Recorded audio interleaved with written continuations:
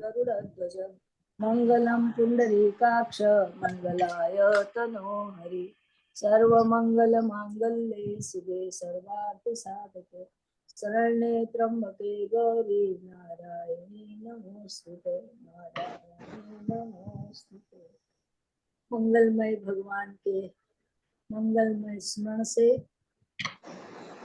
दिन मंगलमय हो, जीवन मंगलमय हो, सर्वत्र मंगलमय हो, ऐसी कामना करते हुए आओ साप्ताहिक सत्संग सहज योग की प्रक्रिया के साथ अपने आप को जोड़ते हुए आरंभ करते हैं। सबसे पहले अनुलोम विलोम प्राणायाम करें। जैसा कि मैंने आपको बताया, दाहिनी नासिका से नासिका के पुट को बंद करके बाईं नासिका से बहुत लंबी गहरी सांस ले और उसे रोके, थोड़ा नाक बंद करके रोके और फिर दाहिनी नासिका से उसे बाहर निकालें। अनुलोम विलोम का मतलब एक बार बाईं ओर से, एक बार दाहिनी ओर से, उलट पुलट करके दोनों बारों से दोनों नासिकाओं को समभाव में करना है। इससे सांसों की, प्राणों की गति सामान्य होती है। प्राण हमारे शरीर में प्रत्येक अंग को स्पर्श करते हैं। जहाँ प्राण वायु नहीं मिलती है वो स्थान मृतक हो जाता है, जहाँ प्राण वायु पहुंचती है वहां जीवंत हो जाता है। इसलिए प्राणों की गति हमारे शरीर में सामान्य स्तर पर हो, उसके लिए अनुलोम विलोम करके अपने आप को ठीक करना है।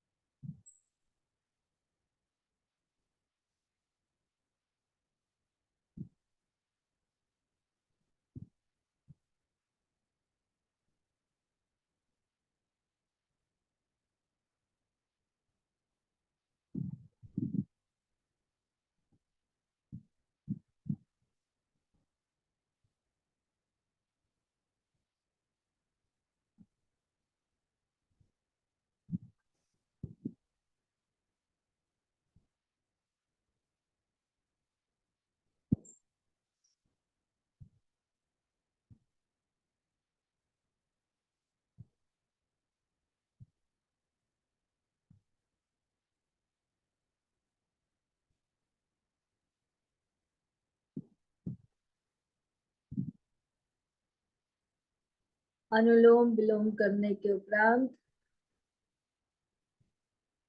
अब भ्रामरी प्राणायाम करें।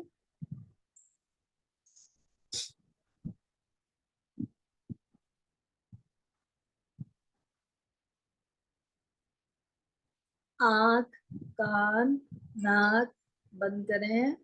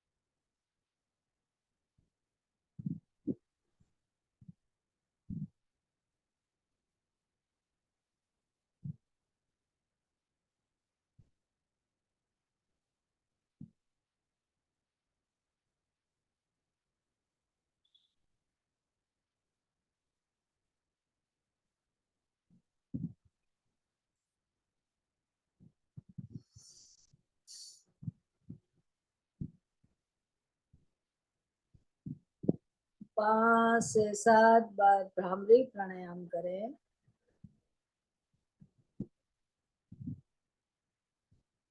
भ्रामरी प्राणायाम के बाद सावधान हो जाएं, ज्ञान मुद्रा बनाएं, सहजता का अनुभव करते हुए तर्जनी उंगली के ऊपर अंगूठा और तीनों उंगलियां सीधी, हाथ घुटने के ऊपर, कमर सीधी, गर्दन सीधी, दृष्टि सीधी नासिका के अग्रभाग में, और प्रणव का उच्चारण करें। ओ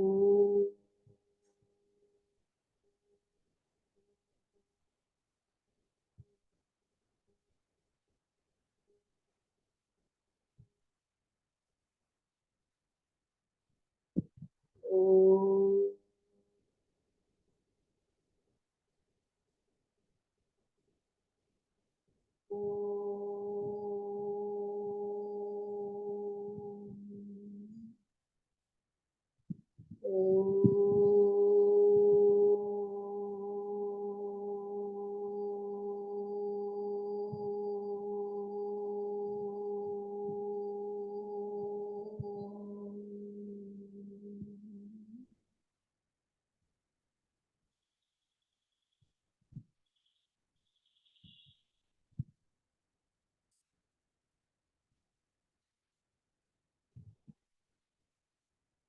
अपनी सहजता को पांव के अंगूठे पर ले आए। पांव के अंगूठे से आगे बढ़ते हुए उंगलियां पांव पांव पगतली पांव के नीचे से होते हुए धीरे धीरे दोनों पांव से एड़ी के ऊपर आए। एड़ी से ऊपर दोनों पिंडलियां, दोनों घुटने, दोनों जंघा, दोनों कटिभाग के साथ मूलाधार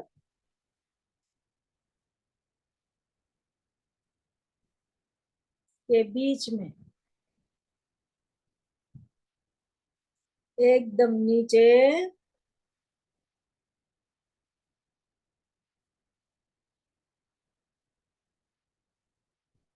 चतुष्टकोण,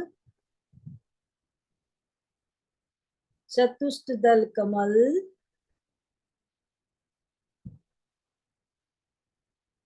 अत्यंत लाल रंग, लम बीजाक्षर,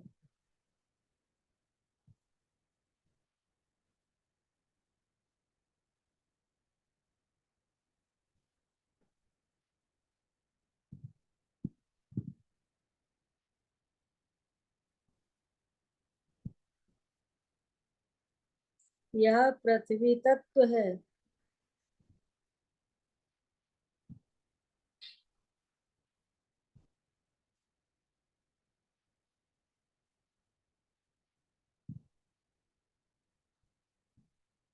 गुदा से ऊपर पिंडू के पास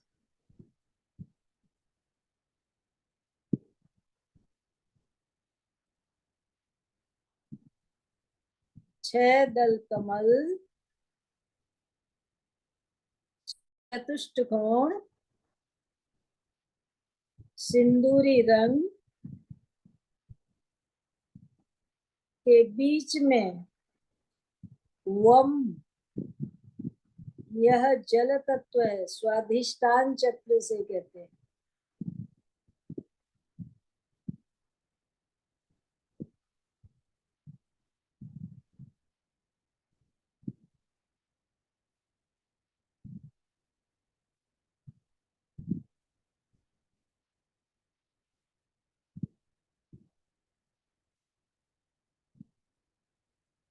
ये जल है।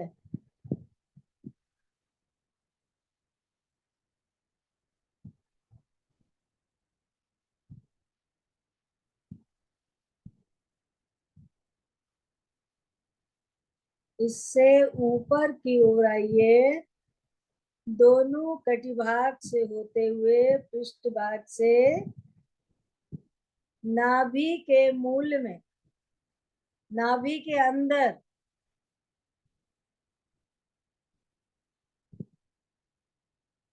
नाभि के मूल का मतलब नाभि के अंदर, नाभि के भीतरी भाग में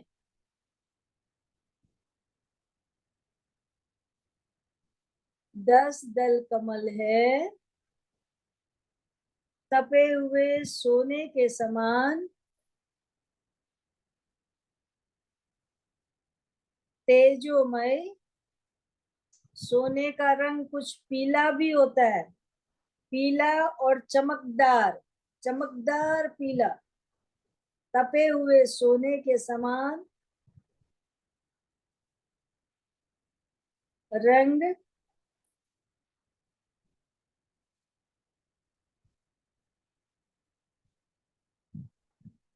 त्रिकोण, 10 दल कमल, कमल के बीच में त्रिकोण, त्रिकोण के बीच बिंदु के स्थान पर रम बीजाक्षर, यह अग्नि तत्व है।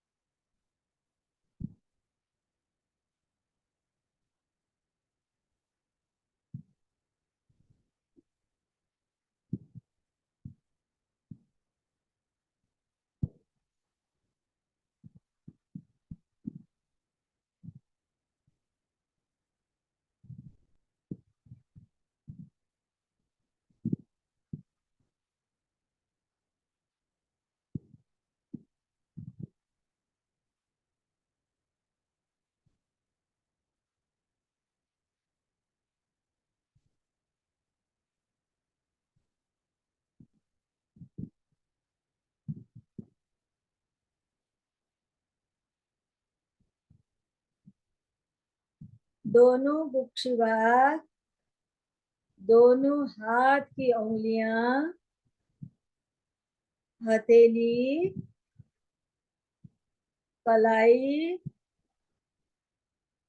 कोहनी, बाजू से होते हुए पृष्ठभाग के साथ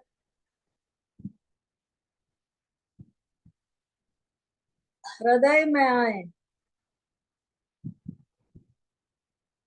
अत्यंत नीला रंग है, चमकदार, मणिमय।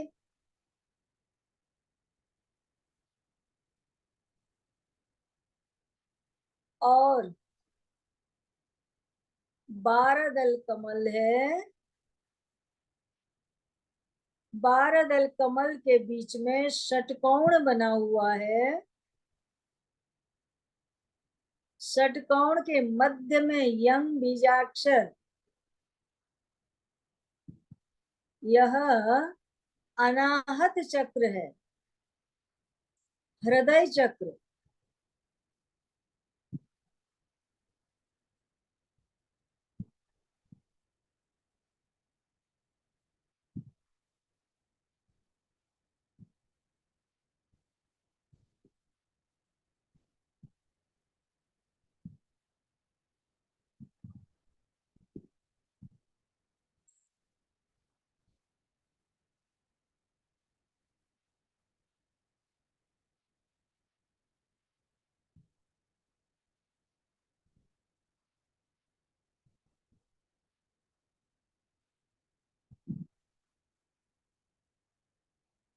हृदय से ऊपर की ओर आइए, अनाहत चक्र से ऊपर की ओर आइए, विशुद्ध चक्र कंठ,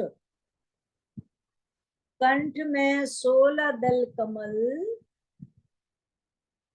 धुंधला रंग, गोलाकार,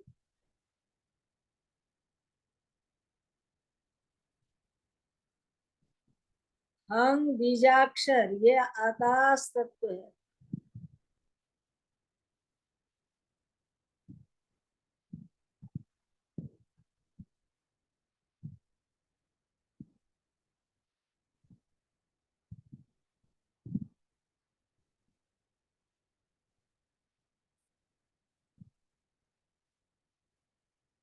कंठ से ऊपर आइए,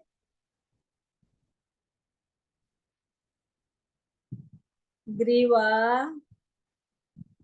कपोल, मोह, नासिका के अग्र भाग से होते हुए दोनों आंखों के ऊपर, दोनों भौं के मध्य में, जहां पर बिंदी लगाते हैं, अत्यंत श्वेत रंग है।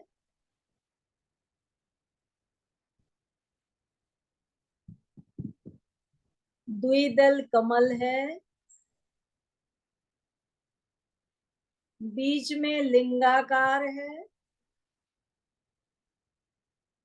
लिंगाकार के ऊपर ओम, ओम का, बहुत से लोग ओम का केवल ऊ का ध्यान करते हैं, क्योंकि ओम से ऊपर सहस्रार्थ में, सहस्रार्थ कमल जो हमारा 7वां चक्र है, सिर के ऊपर ब्रह्मरंध्र जिसे कहते हैं, उसमें अर्ध चंद्र और बिंदु का ध्यान करते हैं। बिंदु पराशक्ति है, परा विद्या है, शक्ति का स्थान है।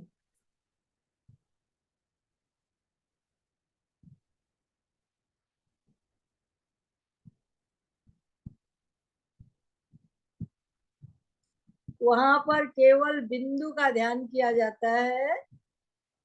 इसलिए ओम, या आप आज्ञा चक्र में ओम का ध्यान करें।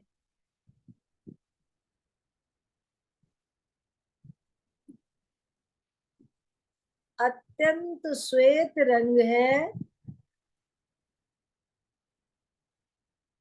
चमकती हुई दीपक की लौ के समान।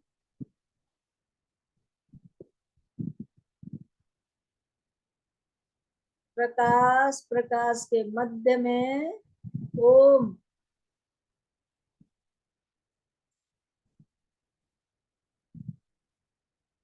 ओम इति अक्षर ब्रह्म है। यही अक्षर ब्रह्म है। ब्रह्म का बीज है। इसी से संपूर्ण ब्रह्मांड की शक्ति जागृत है।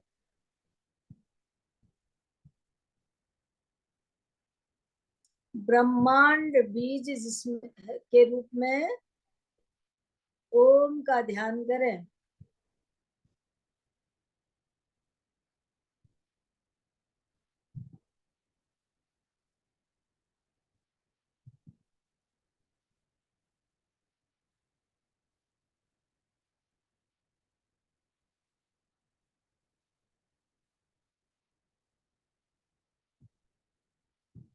सब चक्र एक क्रम में हो,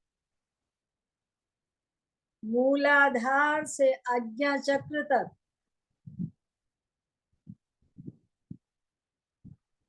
सहस्रार्थ के,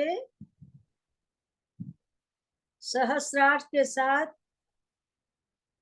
मिलते हुए, रीढ़ के साथ बढ़ते हुए, एक एक चक्र को सहस्रार्थ में ले जा के साथ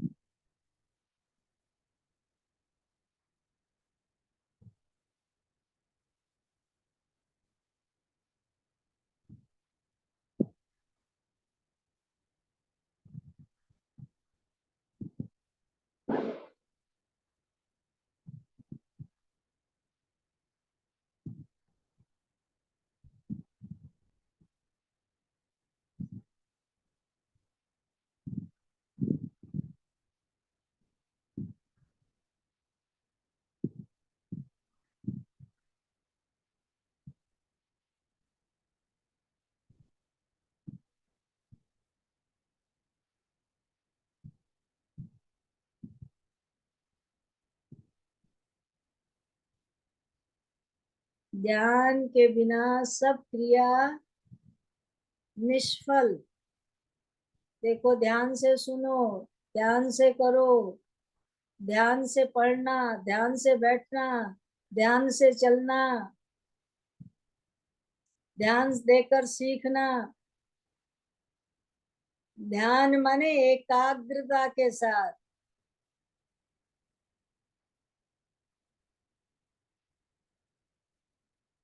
निर्विचार, निष्क्रिय,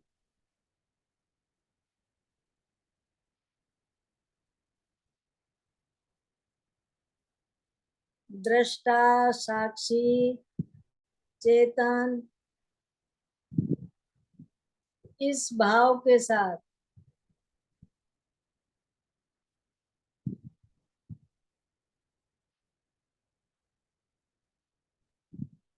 अंदर बाहर परिपूर्ण सत्ता की व्याप्तता अनुभव करते हुए बाहर भीतर का भेद न रहकर एक अभेद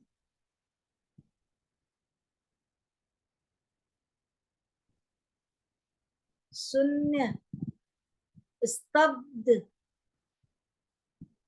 भाव के साथ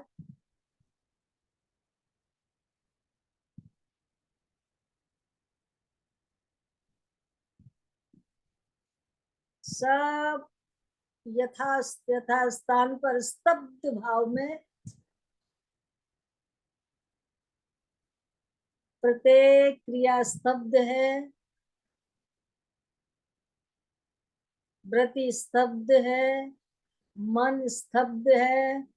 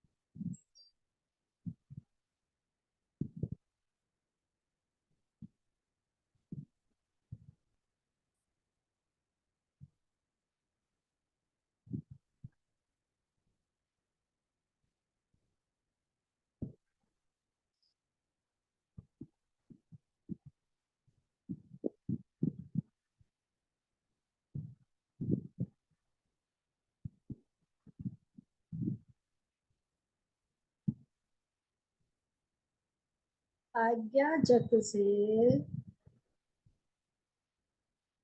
धीरे धीरे नासिका के अग्रभाग से होते हुए कपोल, मुंह, ग्रीवा, कंठ पर आ जाइए। विशुद्ध चक्र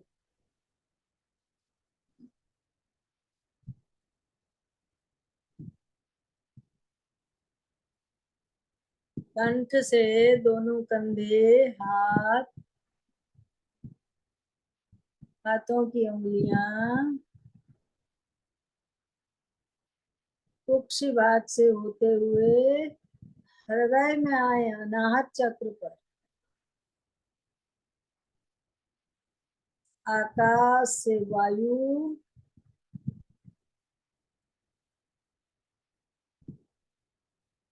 वायु से उतर कर मणिपुर चक्र में आए। अनाहत से मणिपुर, अग्नि में,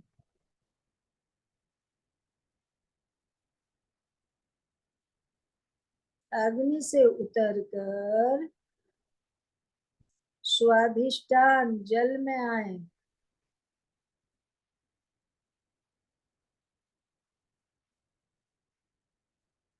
स्वाधिष्ठान से उतरते हुए अपने को सजग करते हुए मूलाधार पर आए, पृथ्वी तत्व।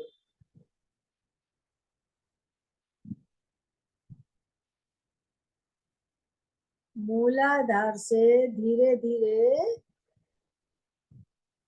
दोनों जंघा, दोनों घुटने, दोनों पिंडलियां, एड़ी, आगे बढ़ते हुए पांव का तलवा, अंगूठा,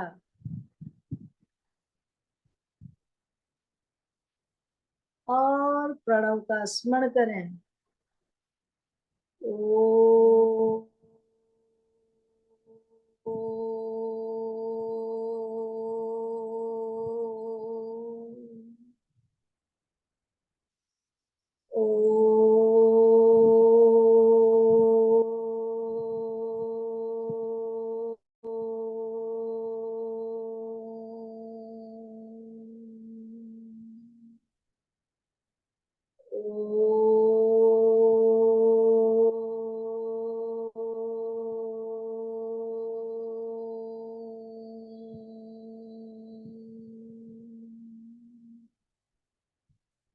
परस्पर दोनों हाथों को मलिए, मल करके उसे आंखों से लगाएं।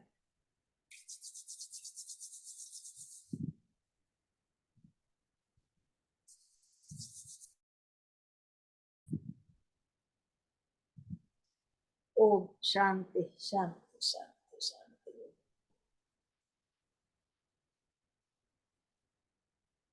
इस प्रकार अपने आप को सजग करें, अपनी चेतना को सजग करें।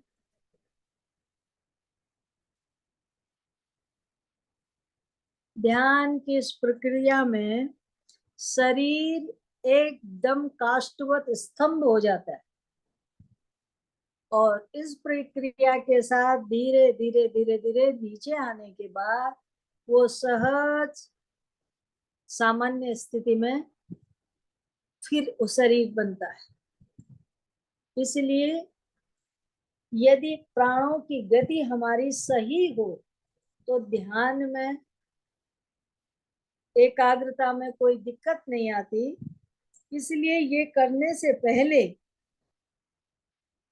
अनुलोम विलोम प्राणायाम से पहले, यदि आप बैठ करके थोड़ा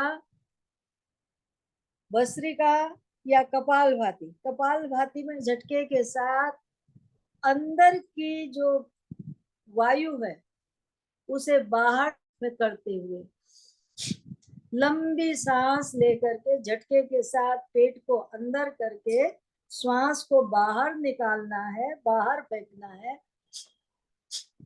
इस प्रकार शरीर के अंदर जो वायु का प्रभाव होगा वो कम होगा और शरीर में प्राणों की गति यदि ठीक ठाक चलती रहे तो ध्यान में बहुत सही आराम मिलता है।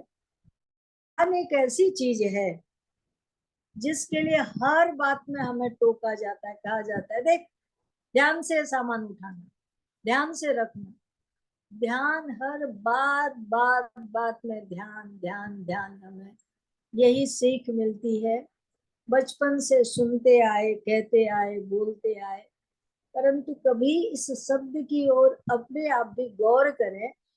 हम ये ध्यान ध्यान ध्यान जो हम कहते हैं, वास्तव में ध्यान है क्या?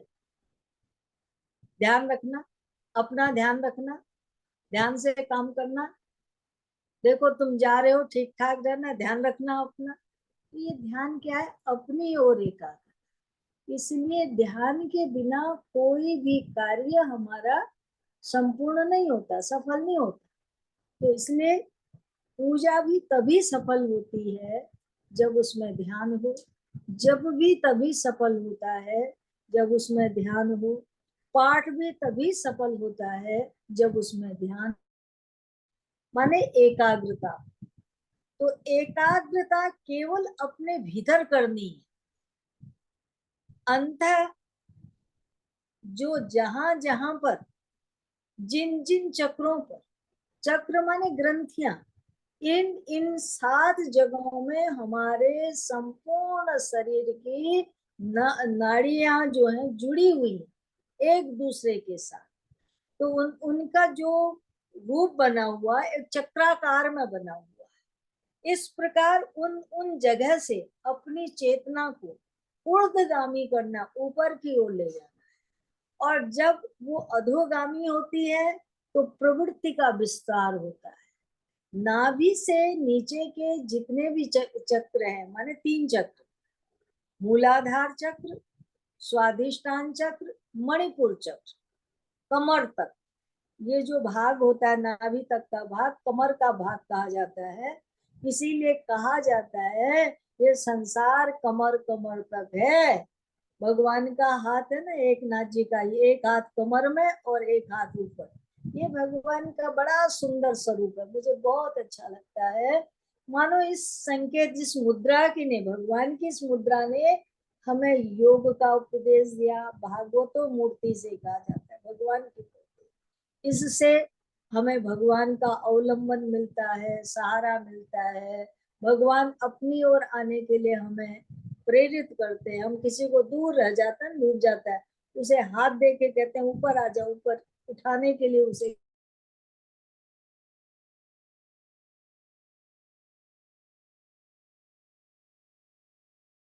मणिपुर चक्र विकसित हो गया, माने मूलाधार से जागी शक्ति और स्वाधिष्ठान से होकर के जब मूलाधार में पहुंचती है तो मूलाधार चक्र जब चेतन हो जाता है तो संपूर्ण ऐश्वर्य, अष्ट सिद्धि, 9 निधियां संसार में योगी के लिए कुछ भी दुर्लभ नहीं।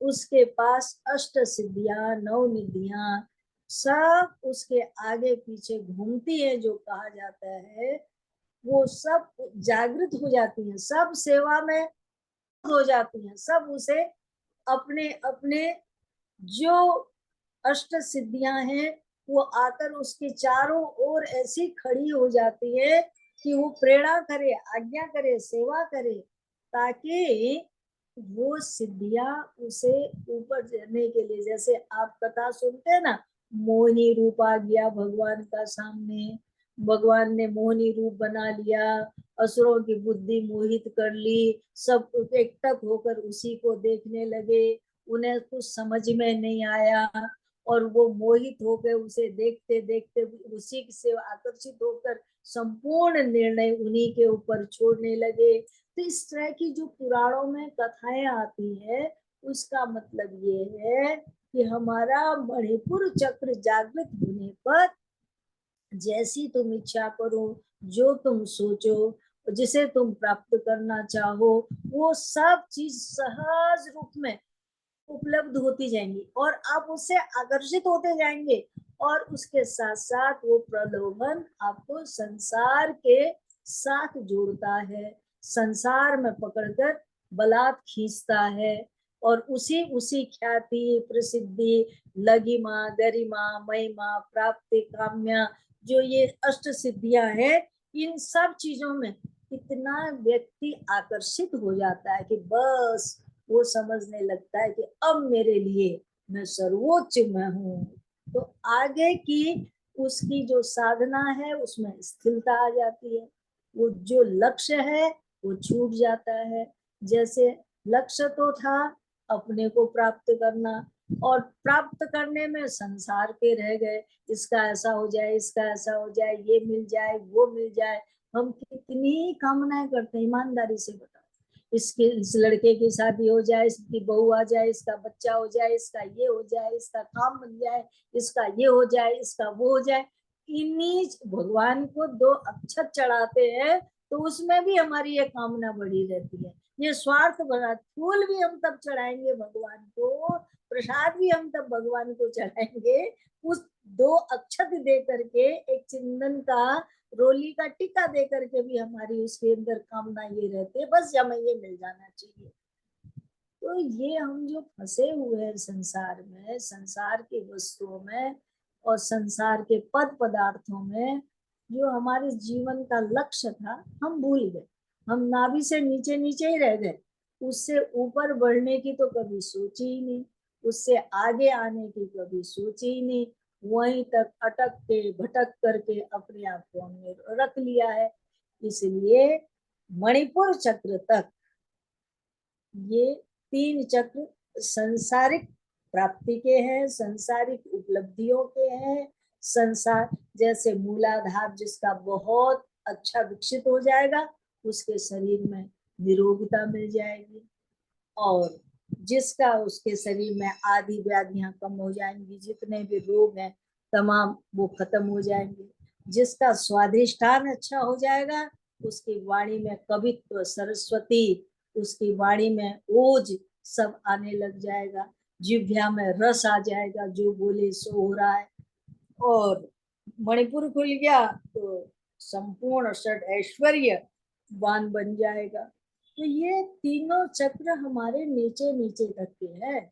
इससे हमें ऊपर आना है, अनाहत चक्र जागृत करना है, विशुद्ध चक्र जागृत करना है, और आज्ञा चक्र में ध्यान लगाना है। और आज्ञा चक्र से सहस्रार्ष की ओर, उस शून्य के समय मैंने बताया ना, ओम का ऊ जो होता है, मैं पूरा ओम का ध्यान करने को कहती हूँ आप लोगों को, ताकि आपका पूर्ण वो बन जाए। अन्यथा बहुत से जो योगिक या तो बिंदु का ध्यान होता है सहस्रार्थ में, बिंदु माने वहां कुछ नहीं है, शून्य, शून्य नाम शून्य साक्षी, केवल साक्षी भाव में, वहां कोई ध्यान नहीं है, केवल साक्षी बन करके उस, जैसे शून्य में भी, शून्य की स्थिति बुद्ध में भी है, बुद्ध धर्म में भी कर, बुद्ध में शून्यता एक जड़ता के समान, पर हमारी शून्यता चेतनता में है, जड़ता में नहीं। यही बौद्ध के सिद्धांत में और हमारे सिद्धांत में अंतर है। हम शून्य में भी शून्य को आके शून्यता का अनुभव करने वाला चेतन वहां विद्यमान रहता है, जागृत रहता है। इसलिए वो जागृत शक्ति, चेतन शक्ति, प्रकृति जो शिवत्व के साथ जुड़ी हुई है, उनका शिव और शक्ति एक माने जहां दोनों का एकात्म भाव है, एक ही पर्यंत पर दोनों जो विद्यमान है, ऐसी शिव शक्ति का जो सहस्रार के साथ संबंध है, उसका दर्शन बताया गया है। तो इसलिए वही श्री विद्या है, महाविद्या है, पराविद्या है, उसकी साधना है। पर सभी सब उससे विकसित नहीं है, सभी उस विद्या से जुड़े हुए नहीं है। इसलिए मैं केवल ओम का ध्यान आज्ञा चक्र में कहती हूँ। यदि आज्ञा चक्र भी आपका अच्छा जागृत हो गया, ओम में भी आपकी स्थिति बन गई, तो आगे का मार्ग तो स्वतः खुल जाएगा आपका। इसलिए अपने आप को ऊपर के चक्रों को, 6 चक्र नीचे, 3 चक्र नीचे, 3 चक्र यदि हमारे ऊपर के ठीक से जागृत हो गए तो जीवन का कल्याण होगा। इसलिए नाभि तक ही मत रहो, नाभि से ऊपर भी आओ। हृदय चक्र आपका अच्छा होना चाहिए, अनाहत चक्र, नीलमणि, नीलोज्वल, नीलांचल, नील जैसे नील का भगवान का एकदम शुद्ध, इतना जैसे चैतन्य महाप्रभु को भगवान का साक्षात्कार हुआ। बोले कब? जब जगन्नाथपुरी में गए तो भगवान जगन्नाथ उन्हें किस रूप में दिखाई दिए? नीले समुद्र के रूप में, नीलो जलता नील मणि के समान, नीली रोशनी चमकदार, ऐसी चमक के साथ हृदय में अथा अनंत विस्तार दिखाई पड़ रहा है उनको अपने हृदय का। तो उस हृदय में चमकता हुआ एक तेज जो नीलमणि के समान, इस रूप में उनको भगवान का दर्शन हुआ। तो आपका हृदय चक्र ऐसे विकसित होना चाहिए। और उसके साथ आपका विशुद्ध चक्र बहुत विशुद्ध, जहाँ कोई विकार नहीं है, सब विकारों से नीचे छूट गए हम, बिल्कुल शुद्ध होकर आगे की ओर बढ़े आप। तो इस प्रकार इन चक्रों का ध्यान है और हमें करना चाहिए। आप पूजा करो, पाठ करो, जप करो, व्रत करो, पर ध्यान जरूर करो। मेरा सब क्रियाओं को करो धीरे धीरे। प्रारंभिक स्थिति में आपको मन को एकाग्र करने के लिए, आपको अध्यात्म इसके साथ जोड़ने के लिए, जैसे बच्चे को पहले सिखाया जाता है ना, तो उसके कुछ कुछ चीजें रख करके, सेब दिखा करके एप्पल बता दिया ऐसे, और ऐसे किताब दिखा के बुक बता दी।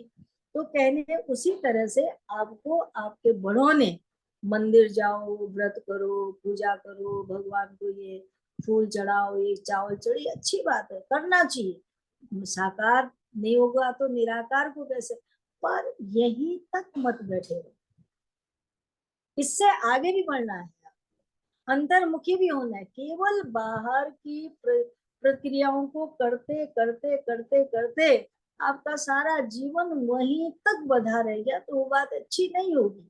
उस चीज को जिसके लिए आप बाहर ये सब कर रहे हैं, वो सब आप अंदर भी अनुभव कर सके, उसके लिए आप अपनी सब क्रियाओं में से, माना आप आधा घंटा पूजा करते हैं, तो आधा घंटा पूजा करने में आप वहां पर अब 10-15 मिनट दो, 15 मिनट वहां से निकाल करके आप अपने भीतर ध्यान करने में लगो। तो इसलिए पूजा का एक अनिवार्य अंग ध्यान करना समझ, ध्यान में जो करना है। जब तक ध्यान नहीं होगी हमारी ये पूजा सफल नहीं होगी। ऐसा मन में जब दृढ़ संकल्प कर लोगे कि मुझे करना ही है, तो आप जरूर करेंगे और आगे भी बढ़ेंगे। अब जीवन का कुछ तो पता तो है नहीं, कितना हमारे पास समय है। सारी उम्र हम ABCD रटते रहेंगे या आगे भी किसी और क्लास को में बढ़ेंगे? थोड़ा अपने साधना के स्तर को बढ़ाओ। इन सब चीजों को निम्न नहीं सोचना। पूजा करना, जप करना, अक्षर अर्चन करना, उपवास करना, ये सब चीजों को छोटा मत समझना, क्योंकि बेसिक तो यही है। जब तक ये नहीं करोगे तो आगे चलोगे कैसे? आगे सीखोगे कैसे? आगे समझोगे कैसे? आगे आपके बच्चों को संस्कार कैसे मिलेगा? आपके परिवार को संस्कार कैसे मिलेगा? अपनी रीति, अपनी नीति और अपनी प्रीति, मैं 3 चीजें कहती हूँ ना, रीति भी नहीं छोड़नी चाहिए और नीति भी नहीं छोड़नी चाहिए। जीवन कैसा होना चाहिए? नीति के साथ चले। और जो रीत है, जिसकी परंपरा में, संप्रदाय में, घर में जो वंशानुगत जो परंपरा चली आ रही है, उसके पीछे कुछ न कुछ तथ्य है, उसे बेकार मत समझो। इसलिए उन परंपराओं का भी निर्वहन करो।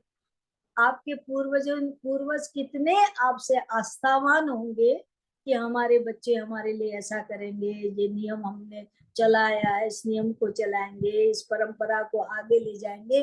उन्होंने बहुत सारी आपसे उम्मीदें की होंगी, जैसे आप अपने बच्चों से करते हैं। जब आपके बच्चे आपका कहना नहीं मानते तो आपको कितना दुख होता है कि देखो हमारी बात नहीं सुनते। तो उसी तरह से आपके पूर्वज भले ही वो प्रत्यक्ष रूप में नहीं है, अप्रत्यक्ष रूप से वो आपके साथ जुड़े हुए हैं, इसलिए उनके मन को भी ठेस न लगे ऐसा कोई काम नहीं करना चाहिए अपनी परंपराओं का निर्वहन करते हुए। इसलिए रीति चलती रहनी चाहिए और नीति भी चलती रहनी चाहिए। नीति धर्मयुक्त है, धर्मानुसार हो, धर्मानुशिष्ट हो, एक नीति के साथ जीवन को जीवन जीने की, उठने की, बैठने की, चलने की एक नीतिबद्ध होना चाहिए और प्रीति भगवान के साथ जुड़नी चाहिए। तो इन तीनों की एकता हो जाएगी, प्रीति भगवान से, रीति संसार से, परिवार से के साथ, हमें नीति अपने आप से, नीति अपने लिए है, प्रीति भगवान के लिए है और रीति संसार के लिए है। यदि ये तीनों काम आपके बढ़िया चलेंगे तो जीवन सफल होगा और अच्छा आनंद होगा। इन्हीं शब्दों के साथ आज की बात को यहीं विराम देती हूँ। हरिओम तत्सत। अब ठीक मन